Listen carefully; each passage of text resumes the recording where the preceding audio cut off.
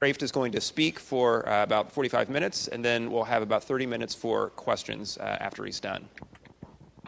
Thanks. Join me in welcoming Professor Peter Kreeft.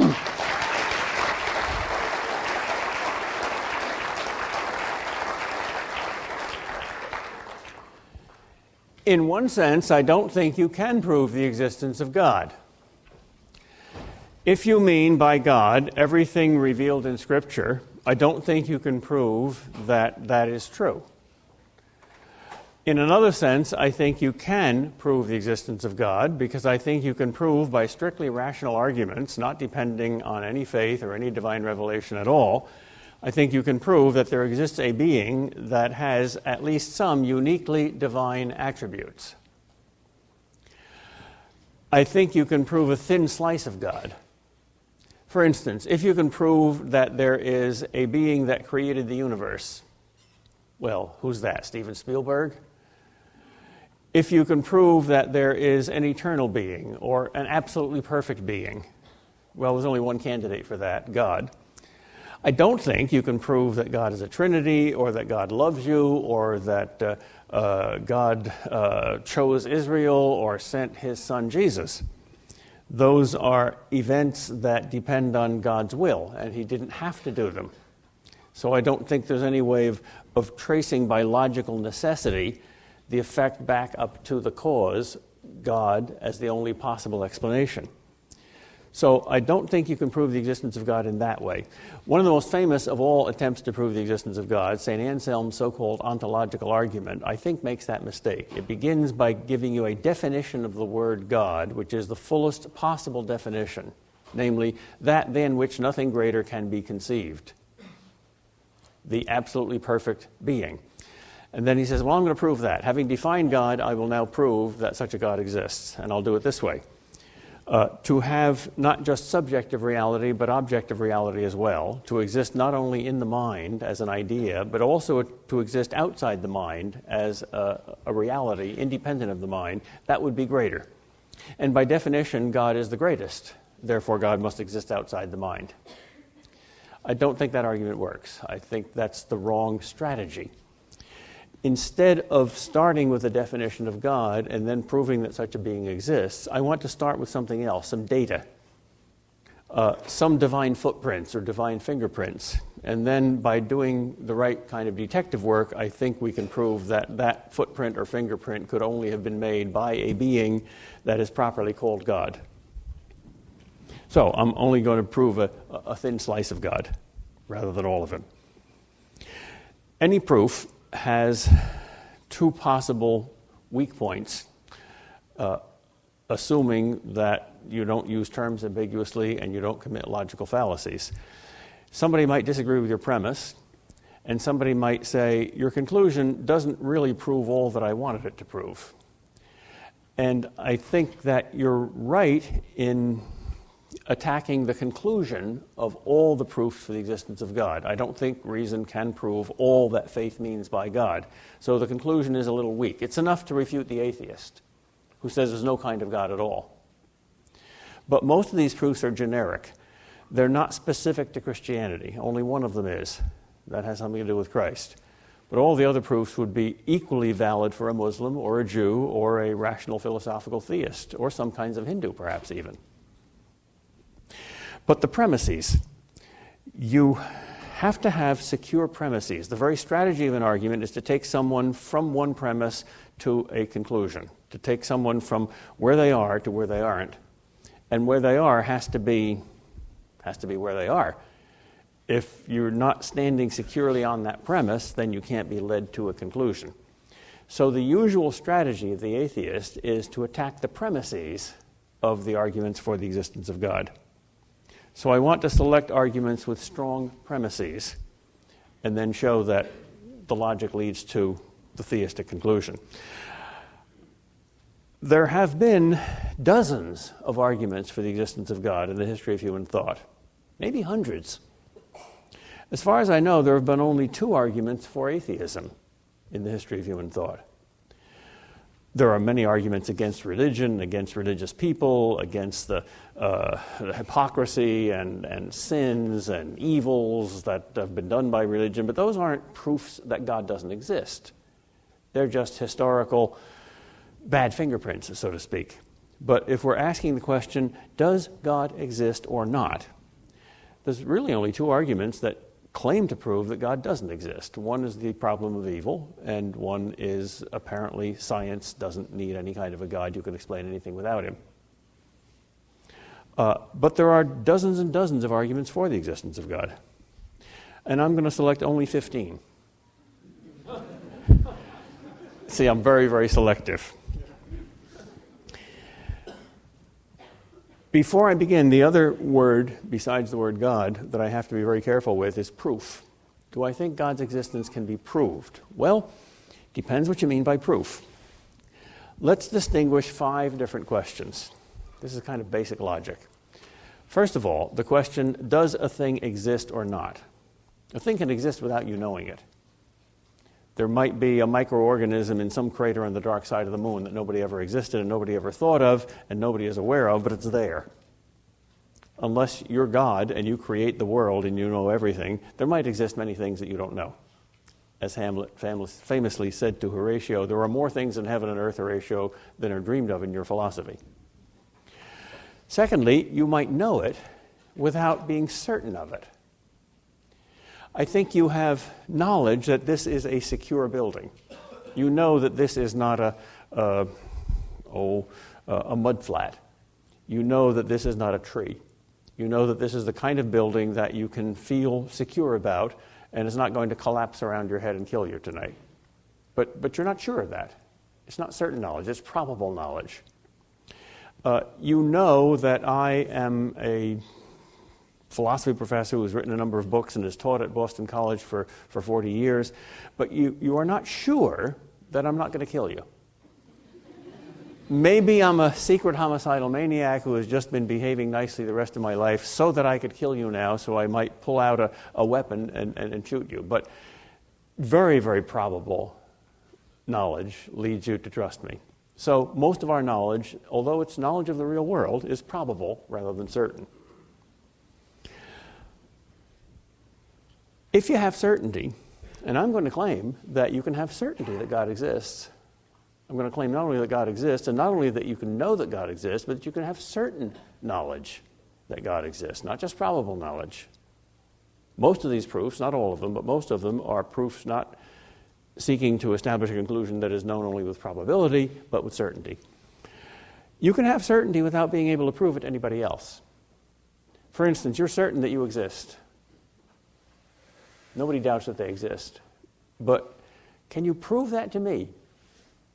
Well, if I'm critical enough and skeptical enough, probably not. How do I know you're not a dream in my mind? How do I know that I'm not being hypnotized right now?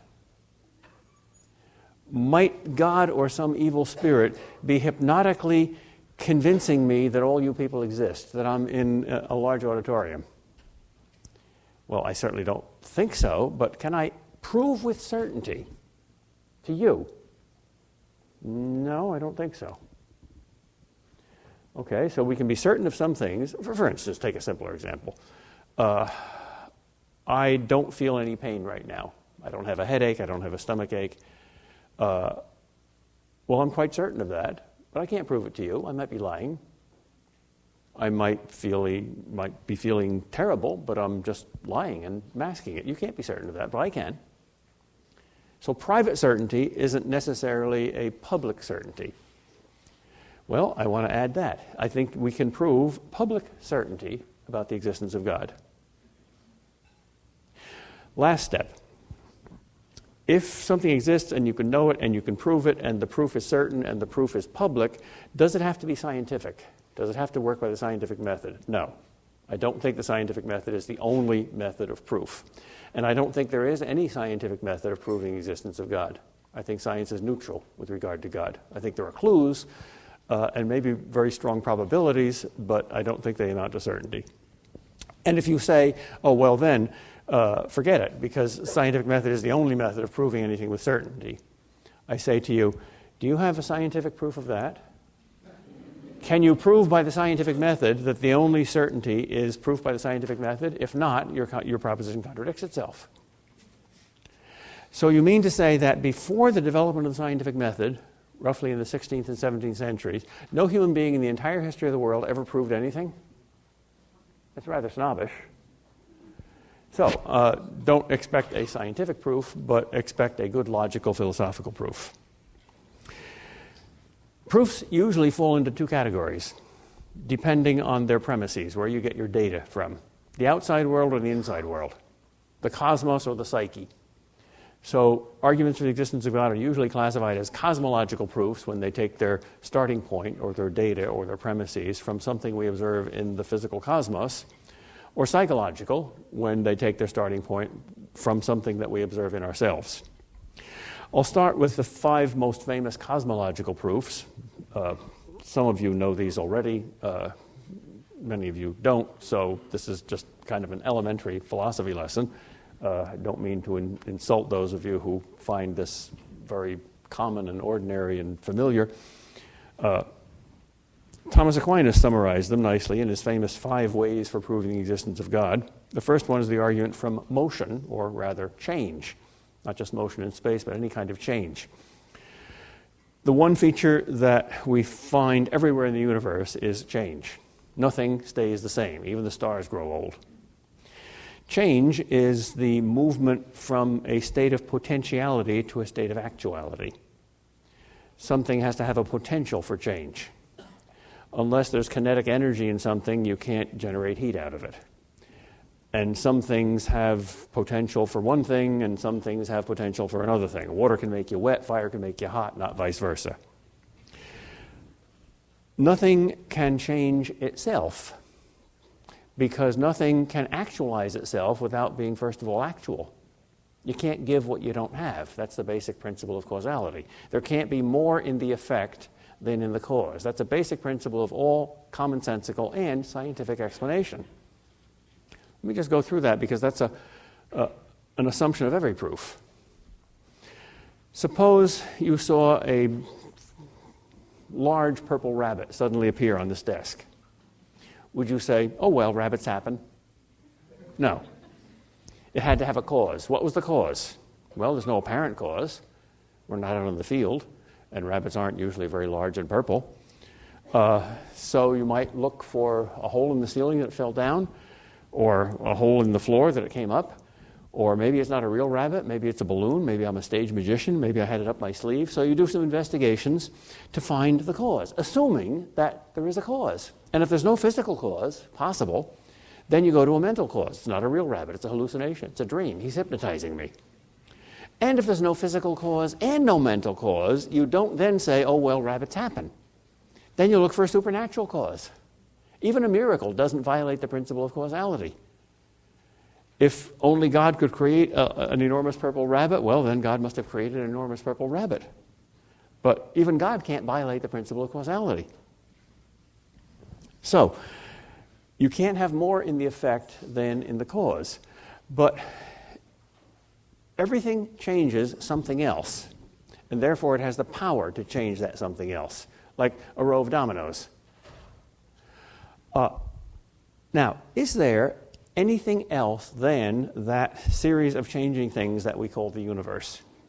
Is there an eternal being that is uncaused, that is not brought into existence by something else, that doesn't have the transition from potentiality to actuality, but is eternally and timelessly actual? If so, that being would be God. Well, this argument tries to show that there is such a being by showing that if there isn't this uncaused cause, this absolutely first cause, then there couldn't be caused causes. Because no matter how many beings there are in this chain, no matter how many dominoes there are in the chain, there's got to be a first domino. Otherwise, the chain doesn't move, because motion goes in one direction but not in the other. You can't just take it for granted. You can't just say motion happens. Something causes it. No first cause, no second cause. There are second causes, therefore there must be a first cause. A second argument, which makes it even clearer, doesn't just talk about change, but existence. Existence is a gift that is given from some things to other things, like parents to children or writers to books. We don't create out of nothing, we create out of something, but we create new things.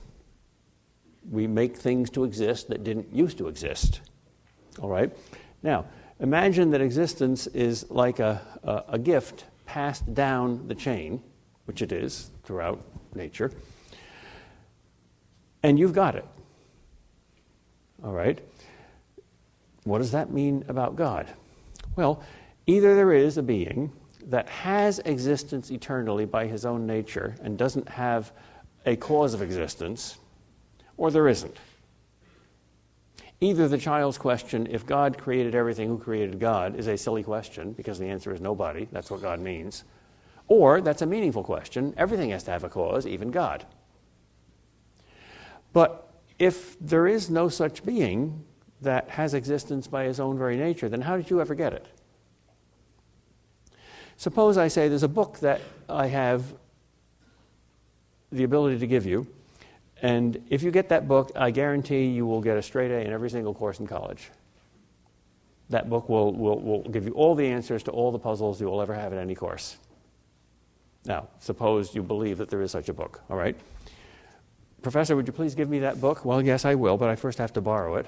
Oh, you don't have it? Well, no, I have to get it from my wife. Oh, well, she has it then. No, she has to get it from the library. Oh, they have it then. Well, no, they have to get it from interlibrary loan. So some other library has it. Well, no, nobody has it. Well, if nobody has it, then you're not going to get it. Well, imagine that book is existence. You got it. You received it as a gift. Therefore, somebody has the power to give it, and they must possess it.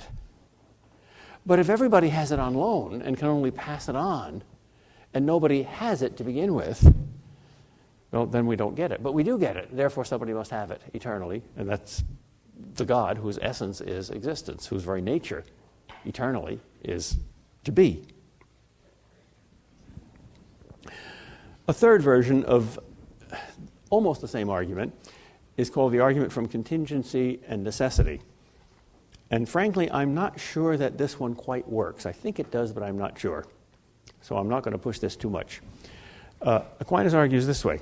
If there's no God, then there's no creator, and then there's no moment of creation, and then the universe is eternal. The universe had no beginning. Now, this was 7 centuries before Big Bang cosmology, and until Big Bang cosmology in the late 20th century, all atheists believed in the eternal universe theory, the steady-state theory. And they rejected the idea of the Big Bang at first because they thought that was camouflage theism. They thought, quite reasonably, if there's a Big Bang, there's got to be a Big Banger. So that's God. But put that aside for a moment and just look at the steady-state theory. The universe is there, it always was there, it always will be there. It's the sum total of all things, there's nothing else. Okay? In that case, since there's no beginning, there has already been an infinite amount of time in the universe. So what? Well, from that beginning point, some philosophers argue that you couldn't have reached today if there's an infinite amount of time, because you can't go through an infinite amount of moments of time and actually reach today if you have to go first through an infinite amount of days or hours or whatever units of time in the past. I don't think that works. That's the fallacy of Achilles and the tortoise by Zeno, the ancient Greek philosopher. But Aquinas doesn't use that version. He uses another version. He says, if there's already been an infinite amount of time, then there's enough time for every possibility to have become actualized. All right? Now, if there's no God, then every other being than God can not be. There's no being that has to be, necessarily. Everything can cease to be. Everything can die. Well, if there's enough time for everything to die, why is anything still alive? If given infinite time, every possibility is actualized, then at some time in that infinite time, everything in the universe will cease to be. And once nothing exists, nothing can start up again. So how come we're here? It's a very abstract argument. The arguments get more and more concrete as they go along, so be patient. Fourth argument is from degrees of perfection. This argument has an assumption which many modern people will question, namely that our value judgments can be objectively real, that things objectively and in themselves have different degrees of perfection, that it is more perfect to be a human being than to be a stone, for instance, or more perfect to get an A than to get an F. Assuming that that's so, we look at more or less perfect beings in the universe, and we ask, if those value judgments are true, if one thing is more perfect than another, then there must be a standard of perfection. For instance, if you got an A minus and you got a B plus, the standard is 100. None of you quite got the standard, but the A minus got closer to it than the B plus. So if that standard isn't there, in place, valid, objectively true, we can't make relative judgments. Relative means relative to an absolute. So if you're a relativist, you have to be an absolutist, because you can't be a relativist and say that everything is relative to the relative. But an absolute standard of goodness, that sounds like God, something absolutely perfect. So the only way you can get out of that argument, I think, is to become a value subjectivist, to say that there's no objective chain of perfection or standard of value. Because if there is, there has to be the absolute being that's the standard of it. A fifth argument is probably the most common of all. You find it in all primitive cultures. It's the argument from design or order in the universe. When we see diverse beings cooperating together to produce a single end, like the organs in the human body, or the levers in a machine, or the words in a book, or the seats in an auditorium, we always assume that this could be done only by intelligence. And the universe is the most perfectly designed organism or machine that we know. So it seems, by analogy, that there must be a cosmic intellect behind the cosmos. To explain the astonishing amount of order in the universe simply by chance would be like explaining a book by an explosion in a print factory. When the first moon rockets took off from Cape Kennedy in Florida, there was an atheist and a theist who worked on it side by side, and they were both watching the success of their work. And the theist turned to the atheist and said, "Isn't it wonderful that our rocket's going to hit the moon by chance?" The atheist said, "What nonsense are you talking about?" And the theist said, "You're nonsense, I think. We can make a rocket. Can we make a universe? Why do you think that happened by chance?" Later, according to the story, the same two were walking down a city street, and the atheist saw a beautiful painting in an antique store and said, "Wow, what a beautiful painting. I wonder who painted it." And the theist said, "Nobody, it just happened." Commonsensically, that seems to be a very strong argument. There's probably no argument for the existence of God that modern philosophers and scientists have thought about and dissected and argued about more than that one, especially because of the intelligent design movement, which I personally think is very good philosophy but not science, because you can't quantify design. So I don't think there is a strictly scientific proof of design, but I think it's a very good philosophical argument. Now let's go to 5 psychological arguments, which are a lot easier to grasp and a lot more concrete. First one is the moral argument. If one thing is really morally good and another thing is really morally evil, if there is an objective moral law, if it's right to make the judgment murder is wrong and justice is right, then once you admit the existence of a moral law, once you become something more than a materialist, once you say that the reality outside your own mind consists of something more than just atoms and molecules, it also consists of laws, not just laws that describe how those atoms and molecules work, like gravity, but also laws that prescribe how you ought to work and how you ought to treat other people. In other words, if you believe that morality is objectively true, then the law seems to be an effect of a lawgiver. A law is an expression of a will. Thou shalt do this. That is not a law that describes how things do behave, but how things should behave. So this version of the argument says if there's a universal moral law for all chosen behavior, then there must be a universal moral lawgiver, which cannot be any human being or any society, but must be some transcendent being, something like a god. I think a better version of that argument is the version made popular by Cardinal Newman, who was already working in an environment where people denied the existence of objective morality or a natural law. And he pointed out that even these people could be impressed by the moral argument if you ask them one question. Do you believe you should always obey your own conscience? And they say, well, yes, I don't believe I should always obey the Ten Commandments or anything else because I don't believe in God, and there's no universal objective morality for everybody. But certainly, if I believe I ought to do this and you believe I ought not to do this, then different strokes for different folks. It's always right for me to do what my conscience tells me to do, and it's always right for you to do what your conscience tells you to do, even though they're different things. Well then, there's one absolute left. Your conscience. It's always, always wrong to deliberately violate your conscience, to be a moral hypocrite. Oh, so there's an absolute value. Yeah, it's just subjective, but it's absolute. Why? Why should you always obey your conscience? Where did conscience come from? Oh, well, it's a social construct. Oh, then it's simply society's law. It's not God's law. Yeah. Well, what's so sacrosanct about society?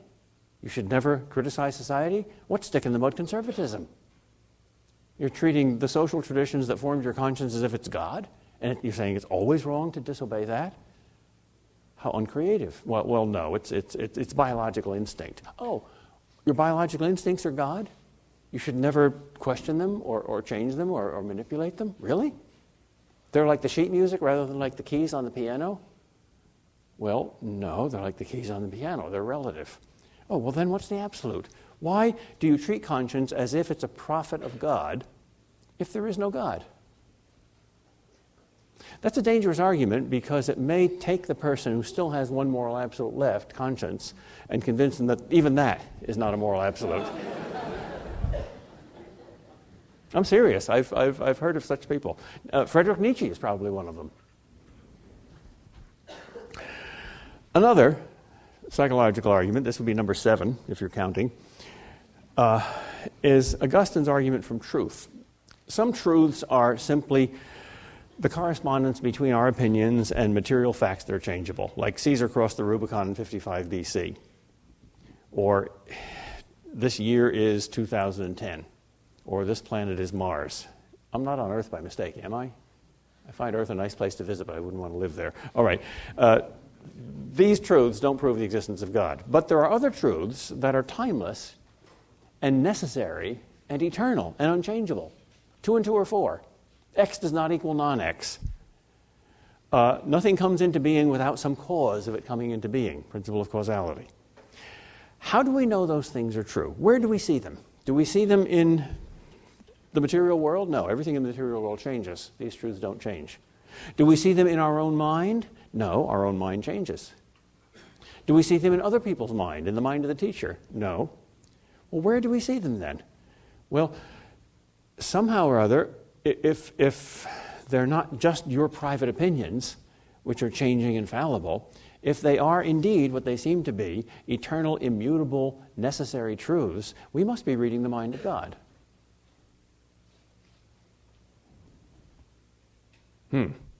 Not directly, but indirectly.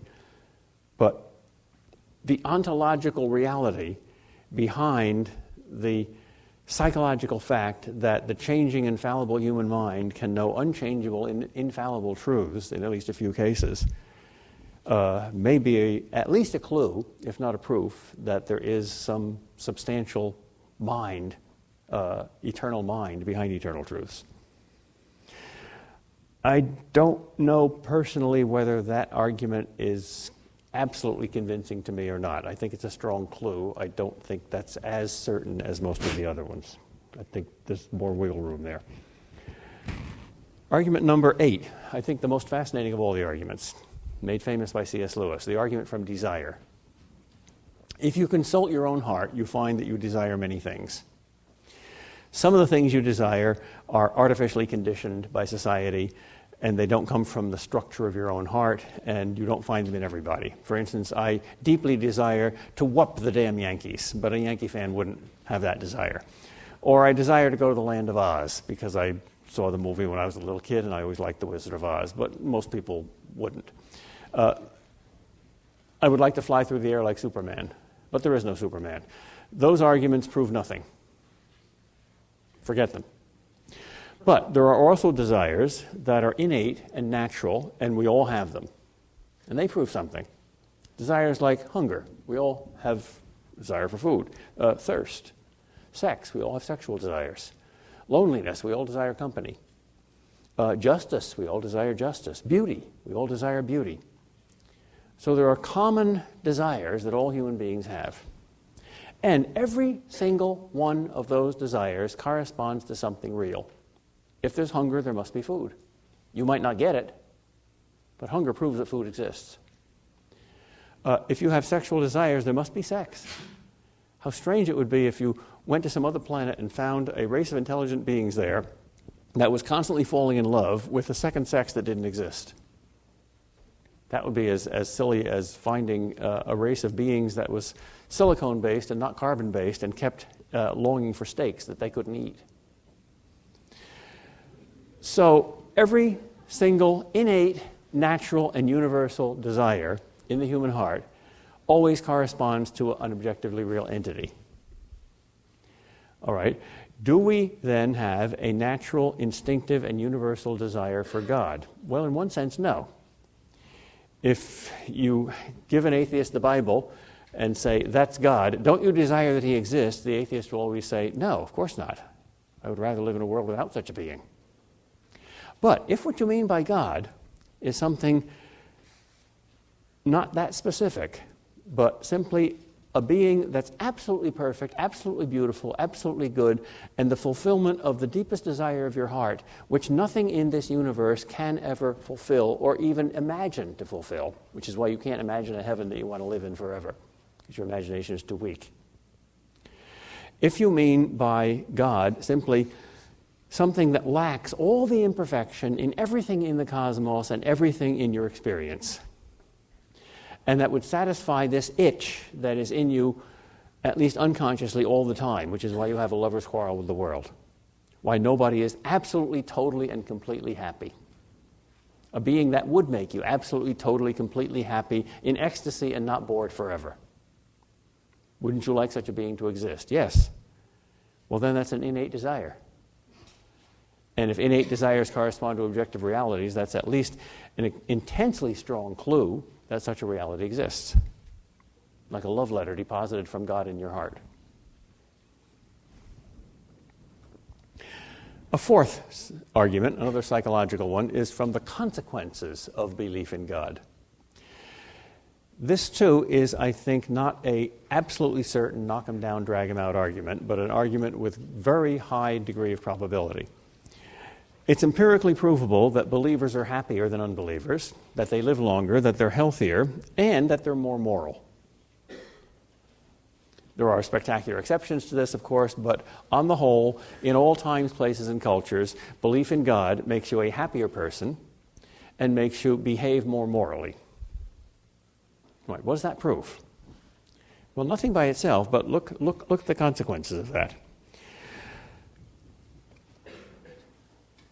If there's no God, then the unhappy and at least tempted to be more immoral atheist has a better mind. They like to call themselves brights. All right, if they're right, they're bright, and we're stupid. In fact, if they're right, we're very stupid. We who believe are insane. Freud goes so far as to say that in Civilization and Its Discontents. He says religion is the world's greatest illusion. It's a hallucination, a collective hallucination. It's like Harvey in that old Jimmy Stewart movie. Harvey is the 13-foot-high invisible rabbit who is Jimmy Stewart's best friend. He's a 40-year-old ordinary guy in every other way, but he believes in Harvey. Nobody else can see Harvey but him. And he consults Harvey before anything he does. And Harvey's the most important person in his life. And of course, Harvey doesn't exist. He's nuts. Well, if God doesn't exist, we have an even bigger Harvey, and we're even more nuts than Jimmy Stewart. So the consequence of atheism being true is that only the atheists are right, and we're all nuts. But we're happier, and we're more saintly. Camus agonized all his life over the problem of how to be a saint without God. Atheists, of course, can be very moral, and believers can be very immoral. But how can you be a saint without God? He couldn't believe in God, and he knew that he had to be a saint. He could never get those two things together. I love Camus. I think you should always trust an unhappy atheist. I think you should distrust a happy one. Well, if there's no God, then the human heart is so badly devised and so in contradiction to itself that the smarter you get, the unhappier and the more immoral you get. On the other hand, the only way to be happy and moral is to believe in illusion and to be insane. Well, maybe that's not quite a proof that God exists, but if the atheists are right, that's a tremendous insult to us. I am not arguing that we ought to prioritize happiness or morality over truth. I think the opposite. How many of you believe in Santa Claus? Nobody? Why not? Made you happy? Made you moral? When you were 3, December 24th, you were a saint. Why don't you believe in Santa Claus anymore? Because you're tough-minded. You prioritize truth. So yes, indeed, we must prioritize truth. But if the truth leads to the opposite direction from happiness, and if the only way you can be happy is by believing illusions, what a terrible situation we're in. My 10th argument is an argument that you either see or you don't. And if you see it, it's the totally irrefutable argument of the existence of God. And if you don't see it, it's just silly or maybe funny. It's a very short argument. There is the music of Johann Sebastian Bach, therefore there is a God. I personally know 3 ex-atheists who were converted by the St. Matthew Passion. This is not a joke. This is literally true. You either see that or you don't. If you do see it, you don't need any more proof. If you don't see it, you'll never see it, unless you listen. 5 more arguments, which don't quite fit into either of those 2 categories. Number 1, the argument from miracles. If miracles happen, there's a miracle worker. Let's define a miracle simply as an event that cannot be produced by merely natural forces, like the resurrection of a corpse. If I were an atheist, I would spend a lot of attention exposing fake miracles, trying to prove that all miracles are fake. Because if I found one authentic miracle, that would prove that there's a God. Well, there are thousands of claims about miracles still going on, and in the past. And unless all of them are fakes, there is a miracle worker. So you do some historical evidence. You do, for instance, what Frank Morrison did in 1928 when he, as an atheist, teamed up with Robert Ingersoll, the other atheist, to expose Christianity, the world's biggest superstition, if atheism is true. And Ingersoll argued against the arguments for the existence of God and debated theists and never converted, remained an atheist. But Frank Morrison, who was a professional historian, wanted to debunk the most important miracle that ever happened for Christians, namely Jesus' resurrection. So he did elaborate historical research, and on the basis of his purely scientific research, he concluded that the data that we have, the facts that we have, cannot be explained in any other way than the fact that the resurrection really happened. So he became a Christian, and he wrote a book called Who Moved the Stone, which has been in print for almost 100 years. Well, I won't go through the details. I heard that William Lane Craig was here a little while ago arguing for the resurrection. There is good, solid, empirical evidence for miracles, especially that one. Another argument I mentioned a moment ago, I'll just repeat it here. It's an argument that is the closest, I think, that science has ever come to proving the existence of God. It's Big Bang cosmology.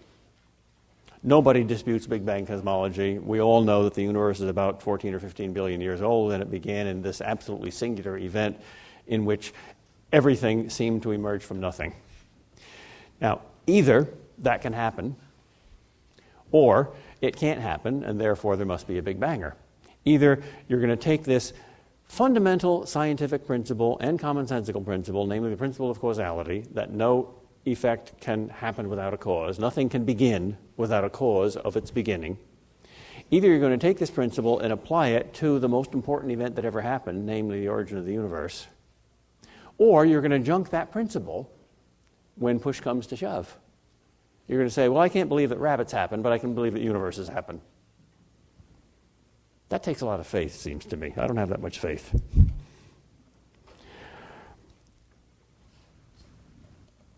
Got 3 arguments to go. Let's see, 10, 11, 12. Here's 13. It's often called the argument from common consent.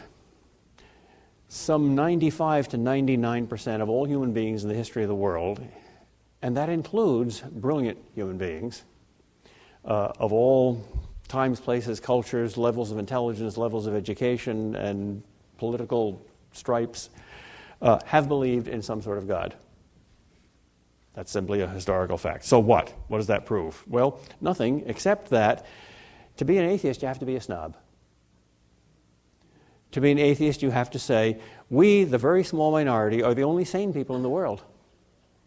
And the rest of these people are fundamentally wrong about the most important question in human life. You have to say that. Well, that doesn't prove it, but it shows that you have to sacrifice something, namely a basic respect for the human mind and human nature, if you're an atheist. And many atheists admit that. Freud, for instance, he said, it is a source of constant pain to me to realize that the majority of human beings will never be able to rise to the true philosophy of life, of atheism. What poor fools we are. Argument number 14, Jesus.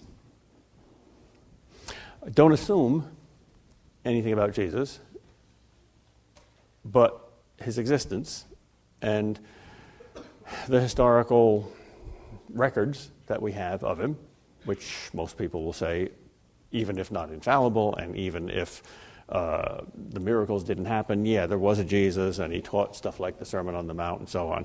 All right. Jesus believed in God, called God his Father, thought God was the thing. If atheism is true, Jesus is the biggest fool in the world.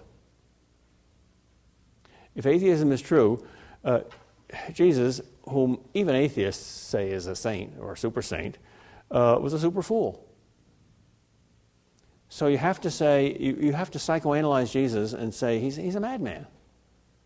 Or if he knew that there was no God and nevertheless taught this anyway, then he was a deliberate liar. The same argument that's often used about Jesus himself, namely, here's a man who claimed to be God. If he wasn't God, then he's the world's biggest liar and blasphemer, or else he's the world's biggest lunatic. That can be used even about Jesus' theism, about his teaching about the God of the Jews. Finally, last argument, Pascal's wager.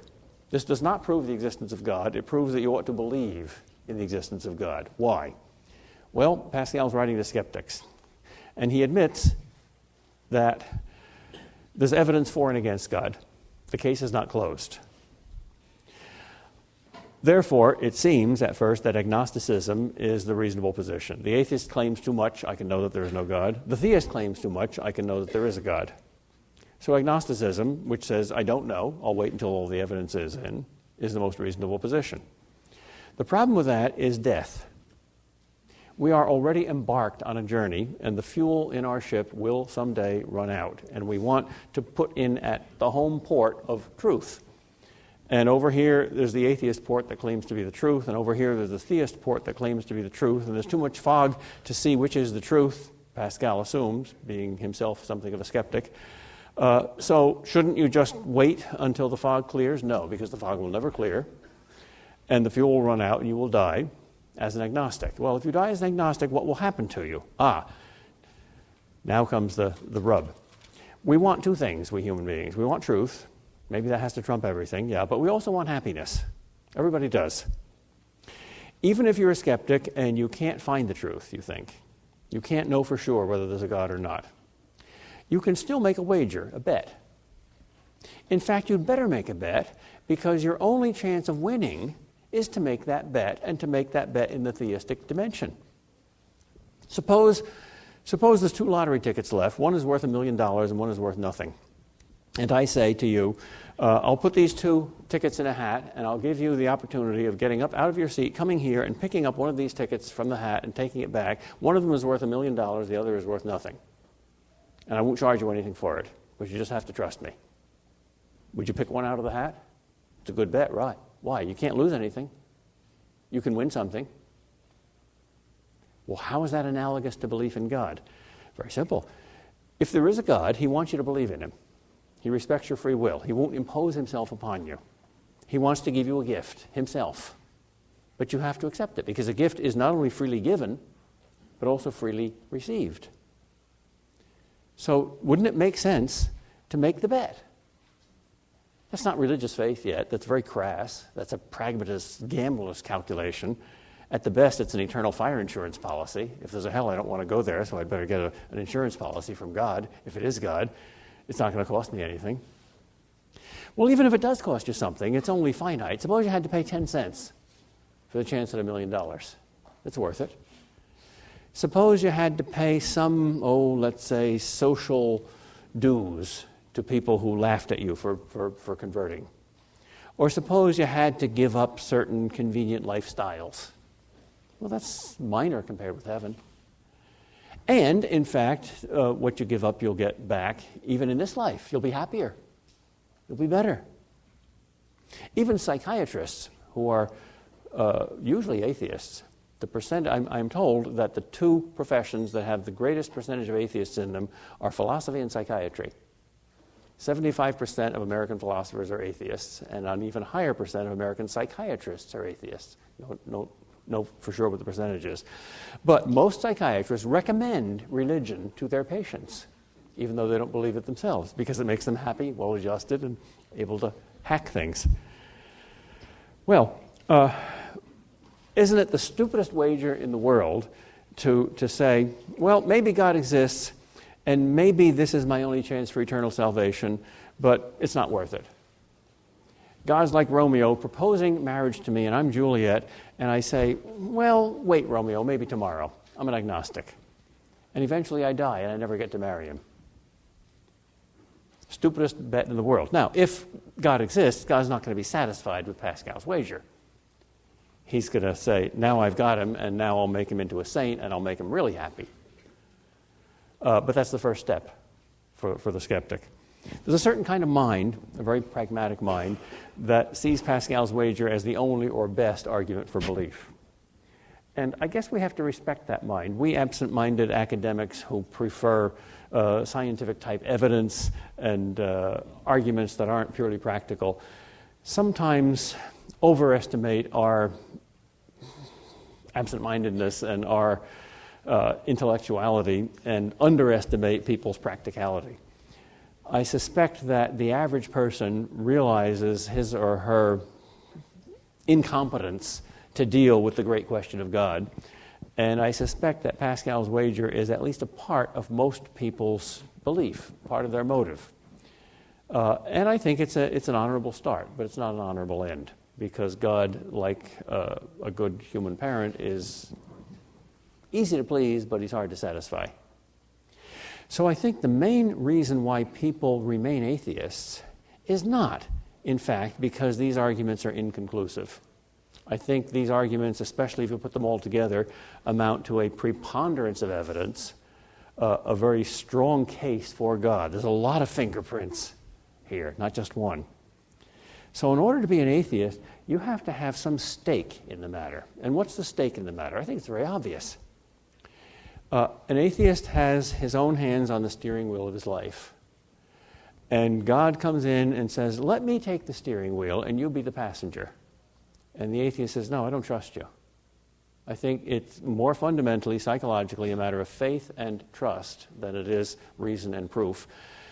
And why do we want to be in charge of our lives? Because we want to do whatever we want to do.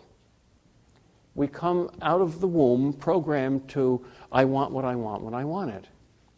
And if there's a God, he's not just, or at least very probably, not merely some first cause or some eternally perfect being that fills in your cosmic map intellectually. He's a person who created you and wants a love affair with you and wants you to trust him. He's Romeo, and he wants you, Juliet, to run away with him and elope. And that's scary. And an atheist who accepts that and believes that's scary and admits that that's why I'm not a theist is a very honest atheist. I think Nietzsche was a good example of that. He said, if there's a God, he sees my dark side. I couldn't stand that. In other words, it's pride. It's the demand to play God that is the deep-rooted attraction of atheism. But if you're totally honest, you realize that even on a human level, that messes up all human relationships. So it should be extended to the vertical level as well. I've talked too long. It's your turn. Questions, please. Just come to the mic, and I'll deal with them as best I can.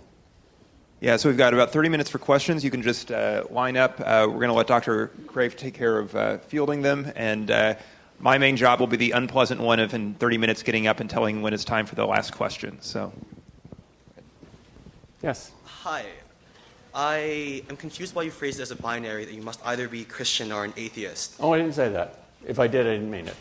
Oh, well, suspended, because I must admit I'm confused about how most of your arguments were specifically geared towards why atheism itself is not valid and why Christianity, at least you presented it, that Christianity is the only valid alternative to atheism.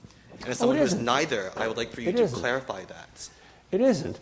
There are many religions in the world. Atheism denies all religion, not just the Christian religion. Christianity is the largest religion in the world and the most influential, but it's not the only one. So I didn't give any specifically Christian argument here today. I would wager, though, that I'm confused why, especially your last argument, is that I've heard that exact argument applied to people who are Jewish or people who are Muslim. Oh, Pascal's wager. You're right. Yes, that's what I'm confused about. Every religion has to make its own Pascal's wager. Yeah, no, that's why I'm sort of confused why it can't be applied to other religions. If I were a Muslim, for instance, I could use Pascal's wager in saying, look, we Muslims believe that Muhammad is Allah's supreme prophet and the Quran is his supreme book. And if you believe that, you'll have the ultimate truth. Now, if you're a Jew or a Christian, you'll have the truth, but not as ultimate a truth. So it would be a good bet to add the Quran to the Bible. And then I'd have to do a comparison between the Quran and the Bible and Muslim and Christian beliefs and which wager works better. You're right. Okay. Sorry, that's just how it appeared to me. And I'm most certainly not an atheist, which is why I just wanted to be clear that no, you're quite right, except for clarification. All right, thank you. So Pascal's wager does assume certain things about the nature of God, though. Oh, yeah, it's a Christian wager. Even if it's not a Christian wager, God. it's still assuming that God wants you to believe. Yep. I mean, for any religion, Pascal's wager is God wants you to believe in this version of God. So, No. Not every religion has a God with a will. Okay. The three Western religions do. Eastern religions usually don't. For religions where Pascal's wager applies, then. Okay. Because it seems to me that this is disregarding if all we have to go on is Pascal's wager and we know nothing about the nature of God, then, which I'm not saying that's the case, but if we were to start only from Pascal's wager, suppose God insists that we all use our gift of a rational mind to the fullest extent and allows absolutely no evidence, and therefore only atheists will get into heaven. What's the connection between using your rational mind and only atheists getting into heaven? If the suggestion is, if there is no evidence, if God... Oh, yeah, but we're not living in that kind of a world. We're living in a world where there's too much evidence. I understand. There's evidence against God, there's evidence for God. You were trying to use Pascal's wager as the first step for a skeptic. No, I wasn't. Okay. I deliberately made it last. Pascal's wager makes no sense in a vacuum. Unless there's already a lot of evidence both for and against God, that seems to lead to agnosticism. Pascal's wager makes no sense. The first cause argument makes sense in a vacuum. There is change, therefore there is a God. You need assume nothing else. Pascal's wager makes sense only if you assume that there is a religion in the world, at least one, that believes and teaches that there is a God who loves you and wants you to love him back, and this is a matter of faith and free choice, and this is your way to heaven. In other words, it's a specifically Christian wager, which is why I said there could also be a specifically Islamic wager, Jewish wager, Taoist wager, etc. If no one else has questions for the moment. Go ahead. Well, let's talk about the first cause argument then. Good. What connection does that have to any particular kind of God? It seems to have the same problem as Pascal's wager, that it could apply to any definition of God. Almost. I don't think it works with polytheism, because first means unique. So the best way of the only way fitting that into polytheism is if there is a monotheism behind the polytheism, which, by the way, there usually is. Yeah. So it works for any monotheistic religion. It also works, it seems like it would work for any polytheistic religion which supposes a single creator. That doesn't imply Right. the creator has to even be the king god at the end of it. That's right. It only proves origins, doesn't prove ends. So that's a very thin slice of God. It's enough, however, to threaten the atheist. I'm not sure about that. Was It Einstein pushes an atheist? it pushes it back. What? Was Einstein an atheist? Einstein said that when people try to present him as a theist, he gets somewhat angry. He says, I do not believe in a personal God at all. Right. I believe in Spinoza's God. Right. But that's the first cause. No, he defines Spinoza's God as, I believe in nothing more than the beauty of the natural world as... No, that's not Spinoza's God. Spinoza's God is an absolute, a first. Spinoza's God is not the beauty of the natural world, because the beauty of the natural world emerges from the natural world, but the natural world emerges from God. Spinoza is a purely philosophical theist. He didn't believe in creation. He didn't believe in efficient causality. But God is the eternal substance of which the world is an appearance. Now, he's a sort of a Hindu. Where are you going with this, though? Why is it relevant what Einstein believed? Einstein is a philosophical theist, a non-creationist theist. He's not an atheist. So I think Einstein would respect the first cause argument. It's possible. The problem I see with the first... maybe I should let this person All go. right, come back in a minute. But You mentioned you mentioned at the beginning of your talk that there were two arguments for atheism. One was, and you dealt with one of them last night, which is the problem of evil. Would you want to comment a little bit about the second argument about the idea that some evolutionary biologists have that evolution eliminates the need for God? well, let's start with the philosophical version of that second argument, and then we'll get into evolution specifically. Aquinas formulates it this way. Everything in nature can be explained by natural law. Everything in human life can be explained by the human will. Therefore, there is no data, no evidence that proves anything beyond nature and man, which God would be. Therefore, there's no evidence for God. Therefore, since science can explain everything without God, God is a needless hypothesis, like UFOs or Bigfoot. And his answer to that is that the arguments themselves, the cosmological arguments, prove that it is necessary for reason to trace these cosmic and human events back to an unseen first cause.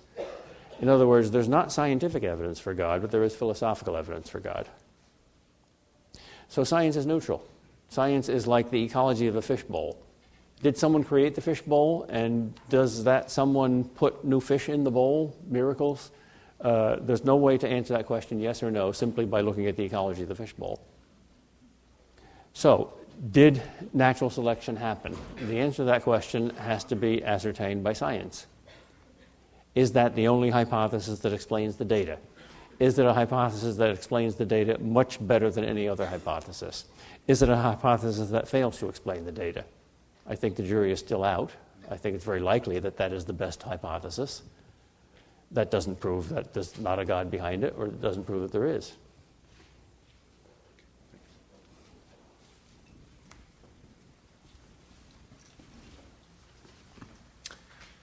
What's the difference between faith and reason? Are they connected or are they completely separate entities? If you mean by faith and reason two psychological acts, they're separate. You believe what you can't prove. Once you prove something, you don't have to believe it. I don't believe that I have 5 fingers on my hand. I don't believe that 2 and 2 are 4. I know that. I believe that God loves me. I can't prove that. I know that there's some sort of a God because the proofs to my mind are conclusive. So psychologically, faith and reason are two different states of mind. But if you mean the objects of faith and reason, all the things that are believed and all the things that are known by reason, then you have two large classes of truths which I think overlap partly. There are many things that you know by reason that are not part of your religious faith. History, science, common sense. There are some things in religious faith that can't be proved by reason. God's choice to love you. But there are some things in religious faith that can be proved by philosophical reason, such as the existence of God. And these two categories, things known by faith and things known by reason, can never contradict each other, because truth never contradicts truth. Only falsehood contradicts truth. So, if faith is true, and if there is a God who is the author not only of a religious revelation, but also of nature, then he wrote 2 books. And the teacher never contradicts himself, so you'll never find anything in the book of nature and never find anything in the Bible that contradict each other. And throughout history, atheists have been trying to find those contradictions, and they've never proved their case. Christianity is a very vulnerable religion because it's very historical. It talks about events in history. The Jews, Jesus, the events in the Gospels. And people have been trying to falsify those events and say the Bible lies about X, Y, or Z, and they've never succeeded. Contrast it with Hinduism, which is a very profound religion, but it doesn't have any historical claims at all. It's just the writings of the mystics. No investigation of history could ever falsify Hinduism, but there's many ways of possibly falsifying Christianity. For instance, if the bones of the dead Jesus were discovered tomorrow in some tomb in Palestine, Christianity would be dead in the water. So I think it's very impressive historically that never has there been found such a contradiction. Okay. I'm curious which arguments have proven most influential in your thinking and in your development of your faith. The more interesting question, I think, is what arguments work better on my students? Because you're students and not a philosophy professor, and you're at your stage of life, not my stage of life. And it's much more dramatic to ask about people who are possibly believers and possibly unbelievers, rather than to ask about somebody who is quite confident of his belief. So I'll answer the other question instead. What argument works best for my students? Well, for the few really artistic and intuitive students, the argument from Bach, or the argument from music. For the pragmatic students, Pascal's wager. But for most students, I'd say the argument for desire is the most impressive, because the premise is so fascinating. We all deeply seek happiness, and we all deeply know that we are unhappy. That's the dirty little secret at the heart of human life. Notice that our American public liturgy is deliberately geared to lie about that. How are you? Fine. My dog just died, my car cracked up, and my mother-in-law is coming to live with me for the rest of my life, but I'm just fine. None of us are totally happy. Well, what does that prove? Does it prove the existence of God? That seems to be a stretch. Well, if you start with too thick a concept of God, no. But if you start with no concept of God at all, and just look at the evidence, and use this argument from desire by analogy, every other desire proves something or other. Well, there must be some kind of God or other that's so big that it could satisfy my whole heart. Maybe that's not the God of the Bible. Maybe the God of the Bible is an imaginary idol that some theologians cooked up to keep the people in line, the skeptic might think. But God is more than that, not less. Well, that is the God of the Bible. God is more than we can conceive. The Bible doesn't put God in a little box. And when the skeptic who is led by the argument from desire to the belief in this God beyond the ability of the mind to conceive, when he reaches that point and he believes in that God, then he reads the Bible in light of that God and says, oh, well, that's the real God. There he is. So I think that's the most impressive argument, because our demand for happiness and our inability to find it is the fundamental problem of human life. It's the koan puzzle, the unsolvable puzzle. Seems like you might have answered my question as well, that seems to be the most convincing argument for you yourself. Yeah. That's what I thought. You find it in C.S. Lewis, who I think is the best modern Christian writer around. Thank you. My question is just, how would you explain human finite ability to comprehend the ultimate object of things such as goodness? Because my struggle is so much of my human understanding with goodness is because I know what the opposite is. Mm-hmm. And I fully understand that evil can't exist without good, mm-hmm. If parasite, as you might say, it would take over it. But I still struggle with how we can actually possess something that is somehow ultimately objective, like the good, beyond us, with no ability to see the contrast. Would it just be psychologically innate? I was just wanting some feedback. Why would you expect us to understand that without the contrast? We always experience the contrast. At least in this life, we don't have, unless we're an unusual kind of mystic, I think, a direct comprehension of the good in and of itself without any experience of evil. So does the contrast then prove, since we can see and find truth through the contrast that we're given finitely from God, the ability to tap into objectives? Does that make sense? No, that's not a proof, because you could dream these contrasts. Sure. The fact that there's a hard line between good and evil doesn't prove that they're both objective. I can dream about a dragon and an angel, and there's a sharp contrast between them, but they're both a dream. No, that's not a proof. Okay. But I don't think we can comprehend goodness. I think we apprehend goodness. I think we understand the good partially, but never totally. I don't think we understand anything totally. I don't think we understand a flea totally. If we totally understood a flea, we'd understand all its relations to everything else in the universe. We'd be God. So how do we know some things are absolutely objective then, if we can't know things fully? I mean, I know that maybe we have to accept on faith, but surely we could see murder or, I didn't say absolutely objective. Sorry. They're colored by subjectivity, and Sure. we see things from our own perspective, and we're always projecting our own categories onto things, of course.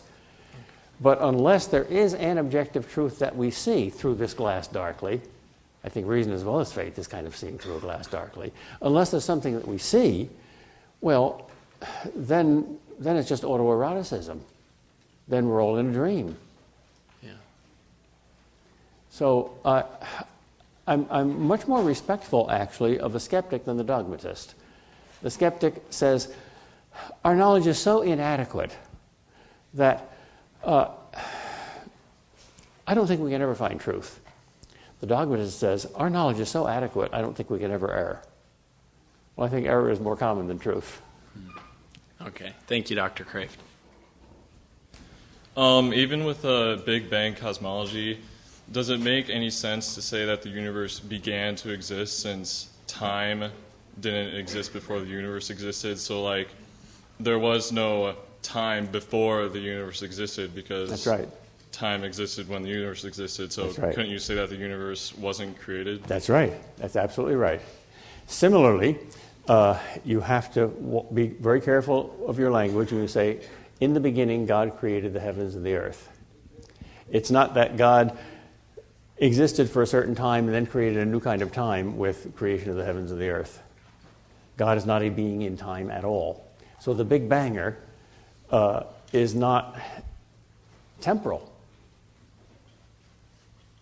because time is relative to matter and all matter came into existence at once 14 billion years ago, there is no time before that. And therefore, the cause of the Big Bang cannot be an event in time. Creation is not an event. Okay. Because an event is a change.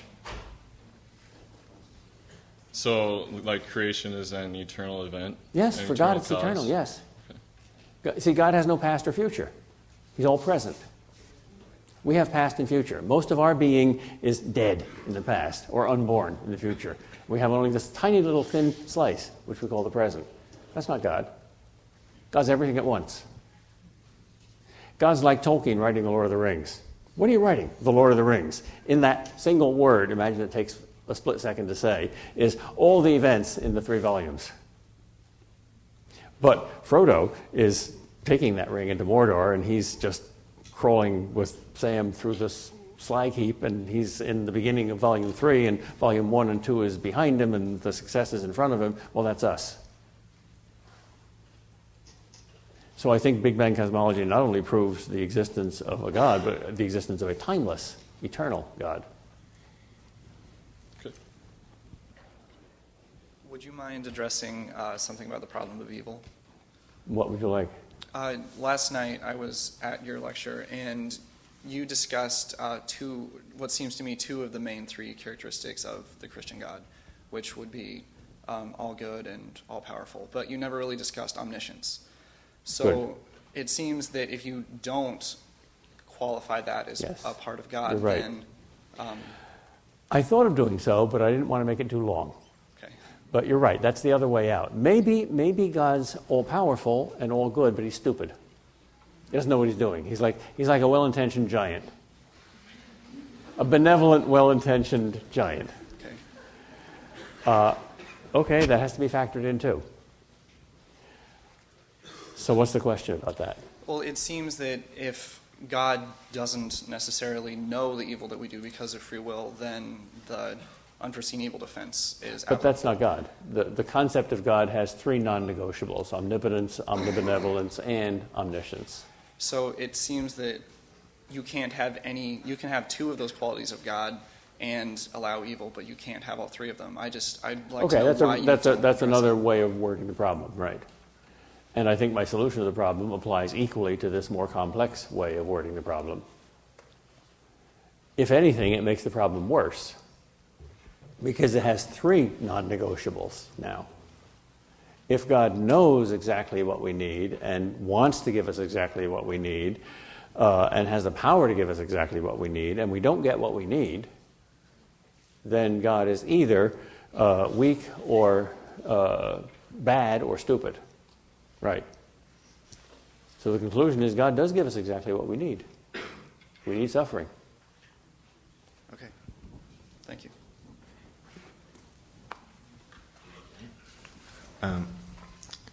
So I think the person behind me asked an interesting question about the nature of creation, that creation is not an event in time.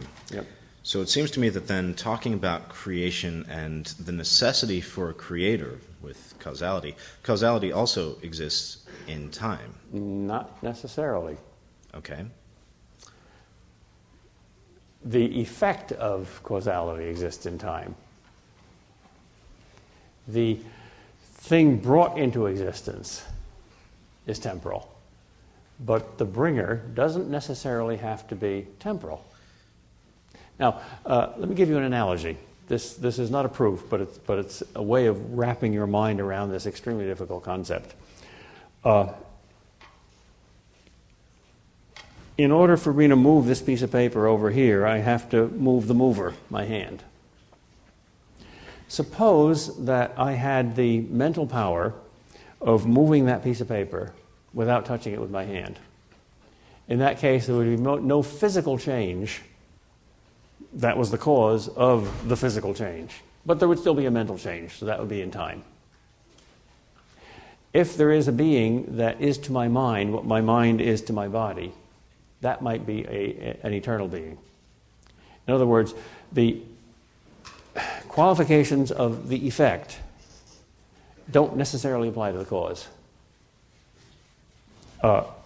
They sometimes do, The paper can't move through space unless my hand moves through space. Unless there's another kind of cause.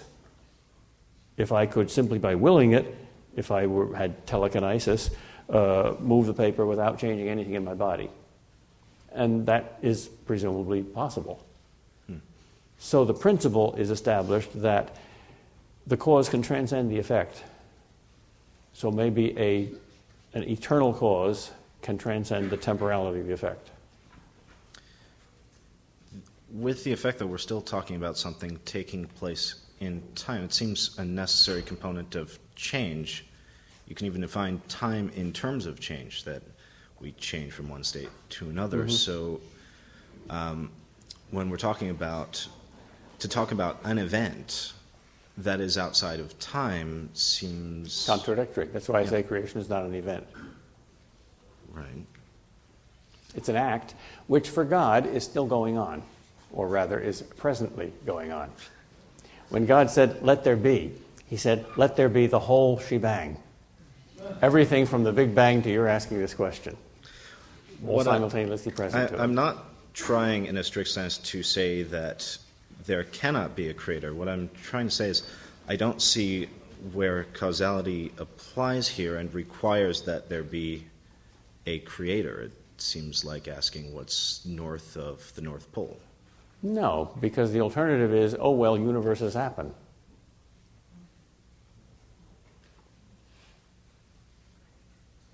I mean, atheists before Big Bang cosmology all bought into steady state theory because they too accepted the fact that universes don't just happen. And gods don't just happen. God is an eternal and necessary being. Well, they thought that the universe was an eternal being. But they didn't think that Big Bangs happened without a Big Banger. But now they're struggling to make some form of that credible. Well, this is kind of abstract. We have time for one more question. Dr. Kraft, I was a humanist, atheist until my 35th year. And after coming into trouble, I seriously considered several religions. And I read the Quran and the Bible. And one promise that Jesus does there, you didn't mention at all. Not yesterday, not today. That was for me the biggest proof that God exists. That was the gift of the Holy Spirit. Mm-hmm. That proved to me that God is real because I saw the fruit of the Spirit afterwards, after my decision to give the steer wheel to Jesus. That's a very important dimension. In fact, two very important dimensions that I'm grateful for your having added. First of all, it's the subjective personal dimension.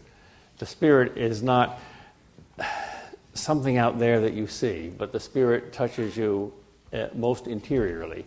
When Jesus says to his disciples, "It's good for you that I go away, because only if I go away can I send the Spirit," he's saying, I can be more certainly present to you through the Holy Spirit than I am now. If you all saw Jesus Christ present physically in this room, you would be astonished and there would be a number of conversions. But he's saying that you can be even more intimately present, since love seeks intimacy, through the Spirit. So that's a very important subjective dimension. And the objective and observable dimension is the fruits of the Spirit. Where did all those saints come from? If Jesus died and stayed dead and didn't send the Spirit, and all those martyrs who never confessed, the whole thing was a hoax, we made it all up, he didn't really rise from the dead, he wasn't really God, they suffered the loss of everything. If it was a hoax, they would have confessed it. Liars are very fickle. Well, that was the power of the Spirit, and that was what converted the hard-nosed Roman world. So thank you for that addition.